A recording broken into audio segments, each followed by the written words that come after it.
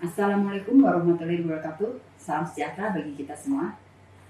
Selamat datang pada pelatihan Advanced Cardiac Life Support Perhimpunan Dokter Spesialis Kardiovaskular Indonesia. Pada pagi ini kita akan belajar bersama-sama sebuah materi tentang pengenalan irama elektrokardiogram.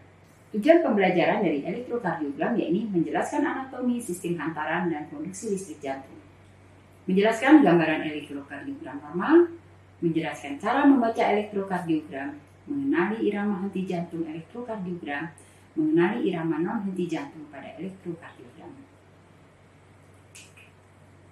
Elektrokardiogram adalah rekaman potensial listrik yang timbul akibat aktivitas jantung.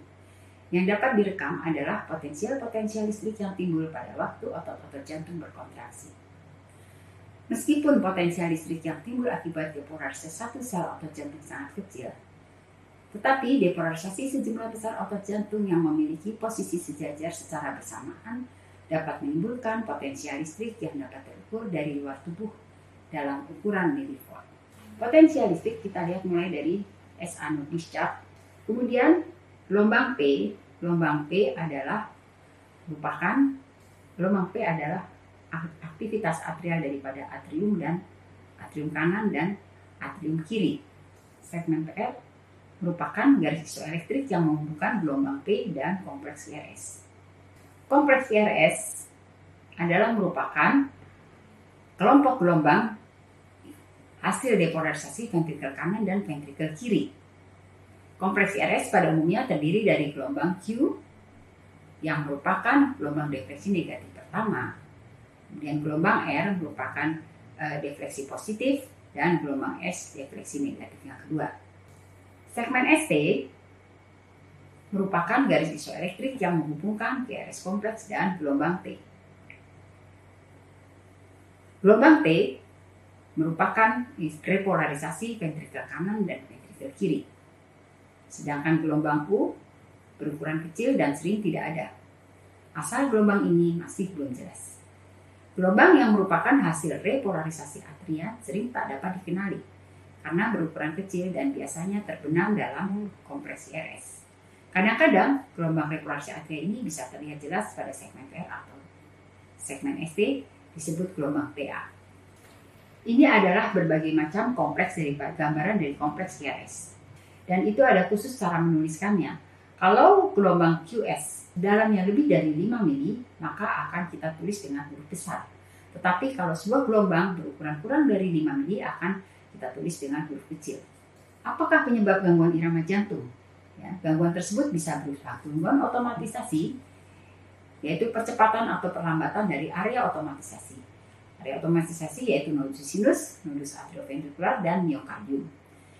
Denyut jantung yang abnormal, depolarisasi mungkin timbul melalui mekanisme ini dari atrium, AV junction, atau ventricle. Kemudian bisa terjadi gangguan konduksi. Contoh gangguan konduksi terlalu cepat yaitu pada Wolff-Parkinson-White syndrome, dengan gangguan kontraksi terlalu lambat adalah pada AV block, atau kombinasi otomatisasi dan gangguan konduksi.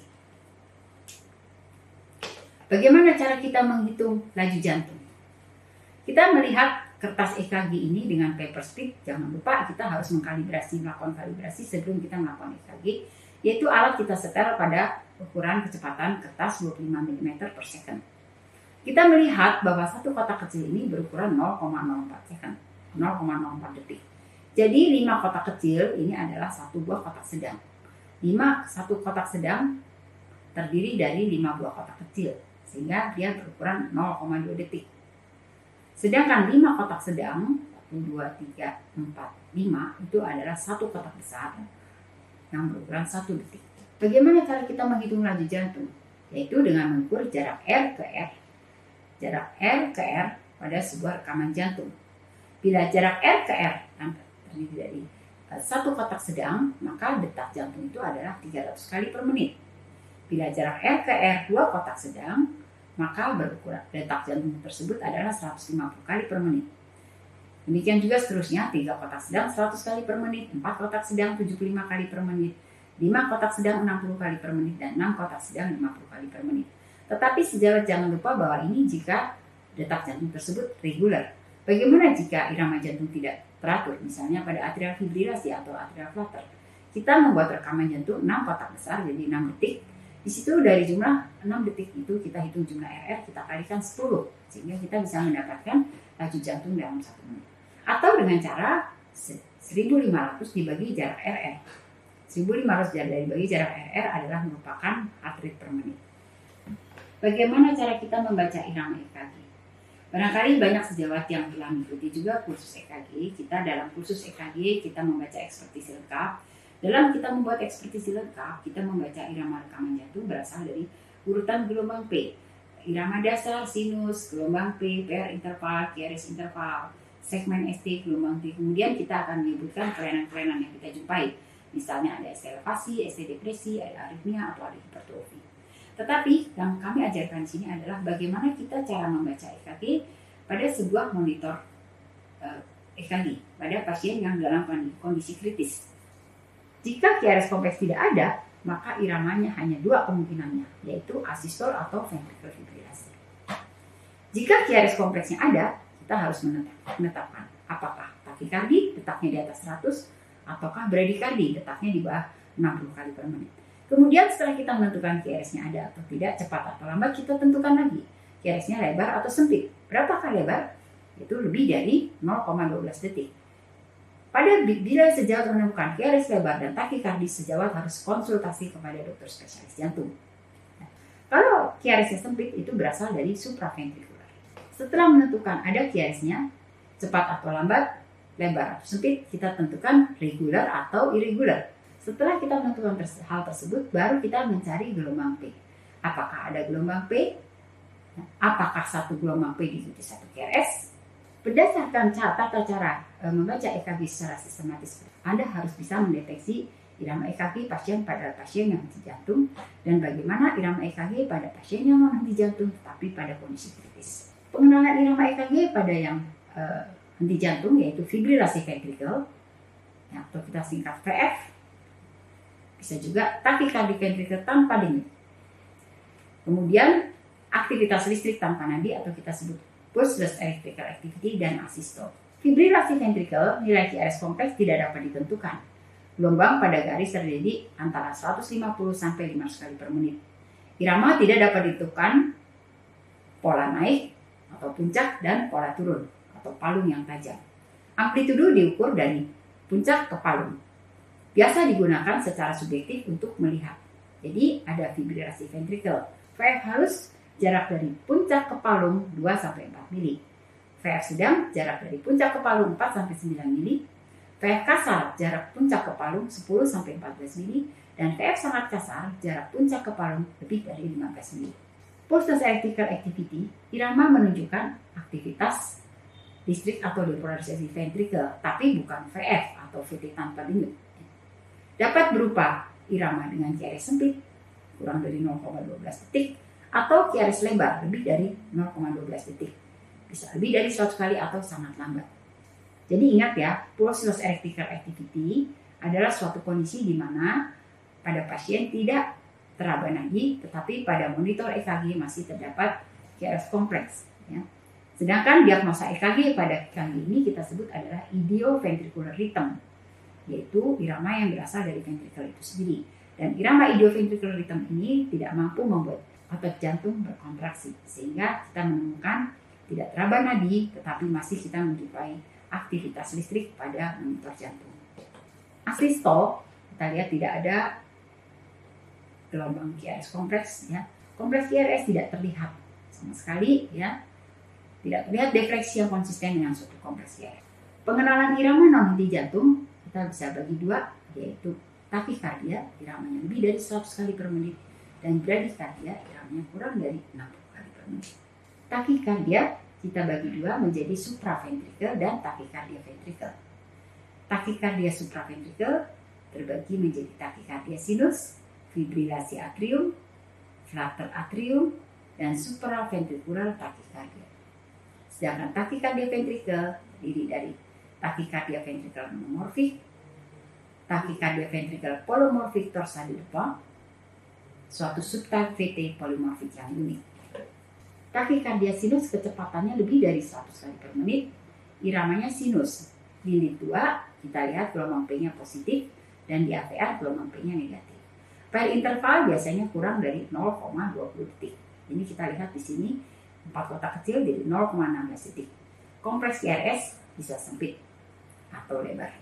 Fibrilasi atrium, kecepatan respon ventrikel bisa cepat, bisa normal, bisa lambat. Iramanya tidak teratur.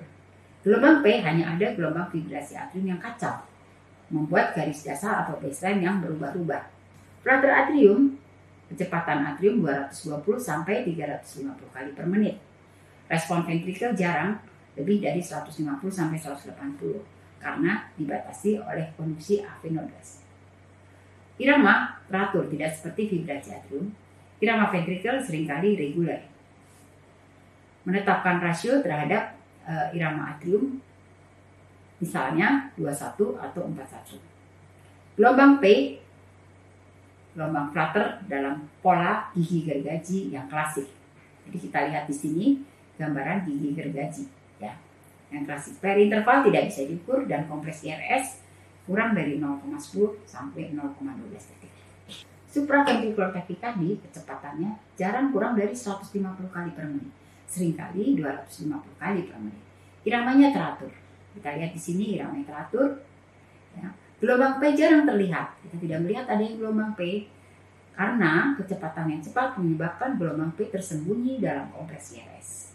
Kompresi RS-nya sempit. Pengenalan tachycardia ventricle. Tachycardia ventricle monomorphic, kecepatan ventricle lebih dari 100 kali per menit. Biasanya 120 sampai 250 kali per menit. Iramanya teratur, gelombang P jarang terlihat. Kompresi RS-nya lebar dan aneh. Kompleks seperti PVC lebih dari 0,12 detik dengan gelombang P yang besar. Gelombang P yang besar ini dan memiliki polaritas yang berlawanan dengan QRS kompleks. Per interval tidak ada. Jadi kita lihat di sini gelombang P memiliki polaritas yang berlawanan dengan QRS kompleks. Tachycardia ventricular polymorphic, kecepatannya lebih dari 100 kali per menit, khususnya 120 sampai 250 kali per menit. Irama hanya irama ventrikel. Gelombang P jarang terlihat. PT merupakan suatu disosiasi AV. Per interval tidak ada, kompresi RS bervariasi dan tidak konsisten. Torsa depan suatu subtype daripada VT polymorphic yang unik. Kecepatan atrium tidak dapat ditentukan, kecepatan ventrikel 150 sampai 250 kali per menit. Irama hanya irama ventricular yang reguler. Kita lihat di sini, reguler. Gelombang P-nya tidak ada, kompresi RS menunjukkan pola kumparan modus yang klasik. Pengenalan bradikardi, ada sinus bradikardi dan AV block. Sinus bradikardia, kecepatannya kurang dari 60 kali per menit, iramanya sinus, ya, reguler, gelombang P diikuti kompreksi RS reguler. Interval PR kurang dari 0,20 detik, gelombang P ukuran dan bentuknya normal, kompreksi RS-nya sempit kurang dari 0,10 detik. Blok AV derajat 1, interval PR-nya, jarak interval PR di sini lebih dari 0,20 detik. Kecepatannya lambat ya, kurang dari 60. Iramanya teratur, sinus, reguler, kedua atrium dan ventrikel. Jadi dia teratur, satu atrium, satu ventrikel, dia teratur. Interval PR-nya panjang, memanjang lebih dari 0,20 detik. Kita lihat di sini pada gelombang ini kita lihat ada 7 kotak jadi 0,28. Dan tapi tidak bervariasi ya. Jadi per intervalnya itu tetap. Gelombang P ukuran dan bentuknya normal. Gelombang P diikuti oleh suatu kompresi RS. Kompresi R-nya sempit kurang dari 0,10. Blok AV derajat 2 tipe 1 atau kita sebut morbid vein tumbang. Perpanjangan per interval yang progresif hingga satu gelombang P tidak diikuti oleh QRS kompleks atau kita sebut drop beat. Irama kompleks atrium reguler dan kompleks ventrikel tidak reguler dalam hal waktu. Interval PR-nya memanjang dan progresif. Kita lihat di sini ini normal ya, PR interval di sini normal. 0,16. Kemudian kita lihat di sini memanjang, ya 9 kotak, jadi 0,36. Di sini memanjang lagi, lebih panjang lagi. Nah, di sini ada gelombang P, tapi QRS kompleks tidak terlihat, hilang, dropping. Demikian pula di sini kembali lagi gelombang P normal, PL interval memanjang, tapi di sini lebih memanjang lagi. Jadi gelombang P ukuran dan bentuk tetap normal, sekali-sekali tidak diikuti oleh QRS kompleks. Kompleks QRS paling sering kurang dari 0,10 detik. Sebuah QRS bisa hilang secara berkala. Jadi di sini kita lihat sejawat sekalian, ya, ini gelombang PR-nya normal, kemudian ini memanjang, ini lebih memanjang lagi, tapi di sini gelombang P dan tidak diikuti QRS. Blok AV derajat 2 tipe 2 atau kita sebut Mobitz 2 atau infranodus. Kecepatan atrium biasanya 60-100 kali per menit. Kecepatan ventrikel lebih lambat daripada atrium. Irama atrium reguler, ventrikel tidak reguler. Interval PR memanjang konstan dan tetap. Gelombang P, ukuran dan bentuk tetap normal. Beberapa gelombang P tidak diikuti oleh kompresi RS. Dan kompresi R-nya sempit, itu kurang dari 0,10 detik. Kita lihat di sini, gelombang PR intervalnya normal dan tetap dia, menetap. Ini ada 4 kotak, jadi 0,16 detik. Ini juga 0,16 detik.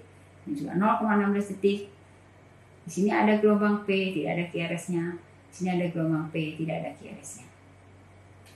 Ini adalah blok AV derajat 2 tipe 2. Blok AV derajat 3 dan disosiasi ventrikel. Kecepatan atrium biasanya 60-100 kali per menit. Impuls benar-benar terpisah dari kecepatan ventrikel yang lebih lambat. Kecepatan ventrikel lebih lambat daripada kecepatan atrium, kita sebut blok AV derajat 3. Sedangkan kecepatan pelepasan ventrikel bila lebih dari atrium kita sebut disosiasi AV. Irama atrium dan irama ventrikel reguler, tetapi independen. Interval PR tidak ada hubungan antara gelombang P dan kompresi RS. Gelombang P memiliki ukuran dan bentuk normal.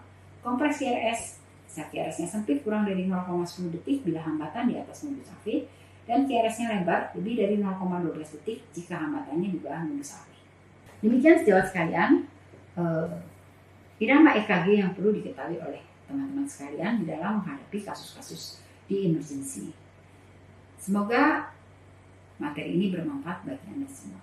Sekian dan terima kasih.